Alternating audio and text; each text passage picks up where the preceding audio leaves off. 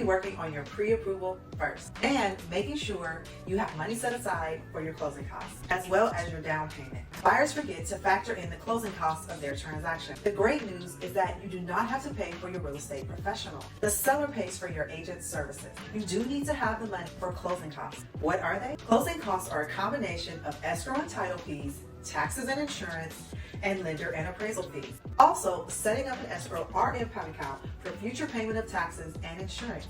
Those are what we call prepaid items and are part of the closing costs. As a general rule, most people would say that closing costs are typically about 3% of the purchase price. In California, that's a bit high since our purchase prices are higher, but I would plan to tell you to have about $10,000 to $12,000.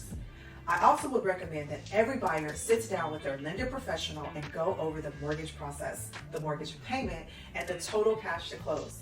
This is a huge transaction for you and a long-term investment. Make sure to understand all of the things involved in closing.